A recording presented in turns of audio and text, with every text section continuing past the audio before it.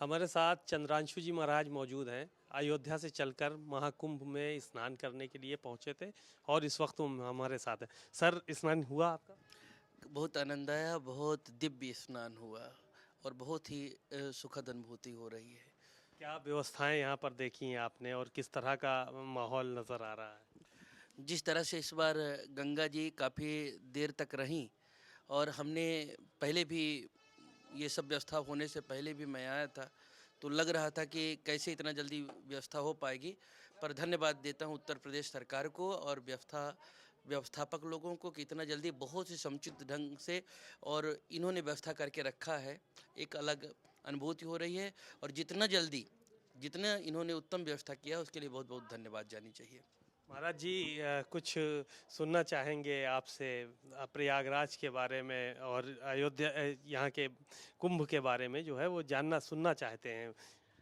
ऐसे तो कुंभ अर्ध कुंभ तो प्रतिवर्ष लगता है, पर ये जो है तो महाकुंभ है। ये योग हैं वो 144 वर्ष बाद आते हैं।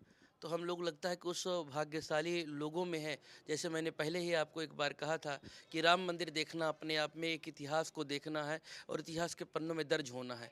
एक बार जिसने भी 144 वर्ष बाद इस कुंभ को देखा वो अगले बार नहीं देख पाएगा, ये निश्चित तौर पर ही है।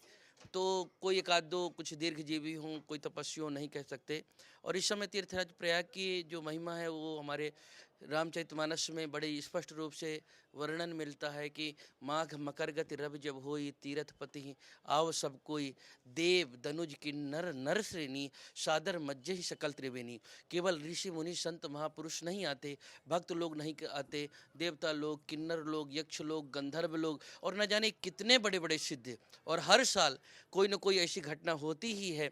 जैसे सन 2000 में महाअवतार बाबा का लोगों ने दर्शन किया। ऐसा मैंने संतों से सुना। अश्वत्थामा जी जो 8 चिरंजीवियों में एक चिरंजीवी हैं, उनका भी दर्शन कहीं न कहीं लोगों ने किया है। तो निश्चित तौर पर कह सकते हैं कि अपने आप में एक ऐसे समय को देख पा रहे हैं और इस महाकुंभ का दर्शन करना मतलब जीवन की कृतज्ञता है। अमृत कुंभ में स्नान करने जैसा और जो हमारी धार्मिक मान्यताएँ हैं, कई तीर्थों में कई समय जो स्नान करने का महत्व है, उससे कई गुना ज़्यादा, अनंत गुना ज़्यादा फल केवल इस अमृत कुंभ में, महाकुंभ में स्नान करने का है। इसलिए हर किसी को आना चाहिए। अभी मुक्तेश्वरानंद जी हैं महाराज, जो कि आचार्य हैं और शंकराचार्य हैं। उनका कहना है कि अविरल नहीं है गंगा। वो शंकराचार्य के सर्वोच्च पद पर बैठे हुए हैं और हमको लगता है कि उनके किसी वक्तव्य पर हम लोगों को व्यक्तिगत तौर पर टिप्पणी करना अच्छा नहीं होगा। परंतु हाँ, इतना ज़रूर कहते हैं कि अगर इतनी बड़ी व्यवस्था है और अगर उन्होंने कुछ चिंता जताई है तो प्रशासन को संज्ञान में लेकर के सुझाए हुए रास्तों पर काम करना चाहिए। और ये सच बात है, उसमें किसी के स्वार्थ की बात नहीं होगी। कहीं न कहीं अगर लगता है तो करना चाहिए, ताकि क्योंकि लगभग 70-75 करोड़ लोग यहाँ पर आएंगे और अगर व्यवस्था नहीं हुई और दूषित जल रहा, बीमार पड़ेंगे कहीं न कहीं तो कुछ समस्याएँ आगे ना हो। इसलिए बात को गंभीरता से लेना चाहिए और अच्छा सुझाव कोई भी दे, पक्ष या विपक्ष, उसको हम हर किसी को मानना चाहिए। जी, शुक्रिया। चंद्रांशु जी महाराज को सुना। कुंभ स्नान करने के लिए आए, व्यवस्थाओं पर चर्चा की और साफ तौर पर इन्होंने कहा कि 144 वर्ष बाद जो महाकुंभ लगा है, अब शायद इस जीवन में कोई भी नहीं देख पाएगा। कैमरामैन पंकज निगम के साथ सीमाब नकवी, भारत समाचार, प्रयागराज।